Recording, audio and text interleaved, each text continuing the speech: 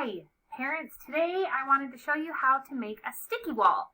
This is something that we use a lot in our in-person classes just to bring some extra fun to our lessons. And so it's super easy and simple to set up at home, and it's going to be something that your kids will really enjoy.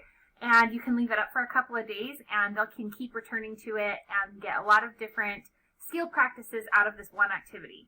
So the first thing you're going to need is contact paper. You can buy this pretty much anywhere. I think I bought this roll at Walmart. You can also find it at the dollar store. Dollar Tree almost always carries it. They usually have this in the store next to shelf liner. So in the aisle that's going to have all of the organizational things for your kitchen, they'll have rolls and rolls of shelf liner. And I just get the clear contact paper that is matte. So it's, it's clear and it's not super shiny.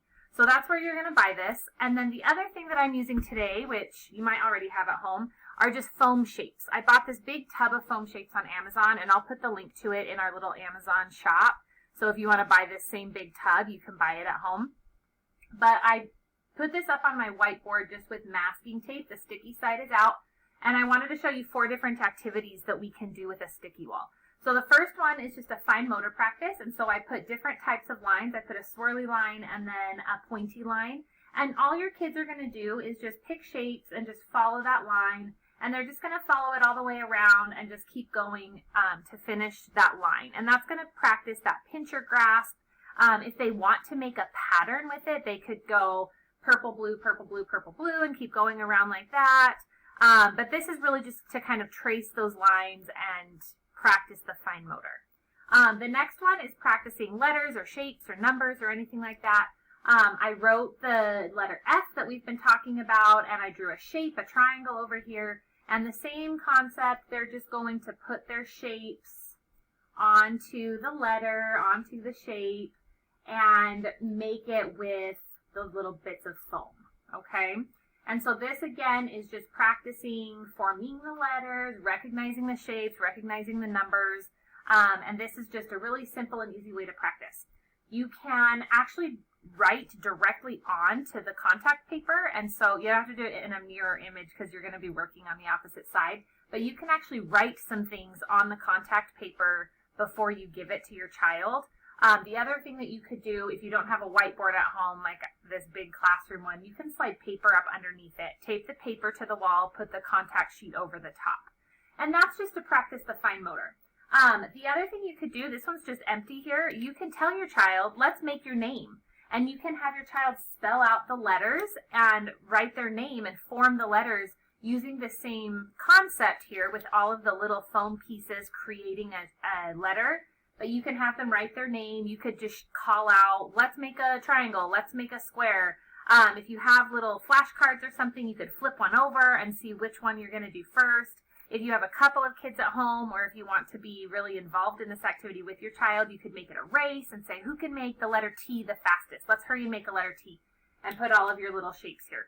And then the other one that I really like to do on our sticky wall, and this is something that I do in my in-person classes just as like an open-ended center activity that the kids can visit during free play, is sorting.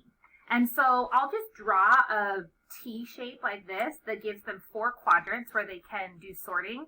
And so they might decide to sort with all green shapes. They might decide to sort by shape. So they'll put all of the squares that they find in one section. If they wanted to do big and small, we can do that too. We can put big hearts in one section and little hearts in the other section. And they can find out ways to sort. And letting the kids allowing the kids to come up with their own sorting rules is a really great math skill. So they can look at this huge bucket of foam shapes and they can determine, how can I sort this? What rules for my sorting is going to make sense? And that's going to help them determine where they place everything here. And maybe you just give them a handful and you let them kind of go for it like that. Or maybe they want to use the whole bucket, whatever. The nice thing is that when you peel these off of the contact paper, they're not sticky. And so these can be reused over and over and over again. And then when you're done with the sticky wall, you can use this for craft projects or different art activities. So the contact paper and the foam shapes are 2 of my very favorite things to use in preschool. And I just thought that you might want to set this up at home. It's really simple. It doesn't take a lot of prep. It doesn't take a lot of cleanup. And your children will want to return to it over and over and over again for more activities. So if you're doing our virtual preschool, this is another great way that you can add more interest to the packets that come home. You can actually slide some of the worksheets up underneath your sticky board and tape those to the wall and put the sticky on top. And your child can mark things here or play little games here. It makes it reusable and it adds that sticky element, which is kind of a fun sensory experience. So I just wanted to do this little DIY for a sticky wall, and I hope that you find a way to incorporate this into your house with pre-K at home. It was really great learning with you today. Good luck, parents.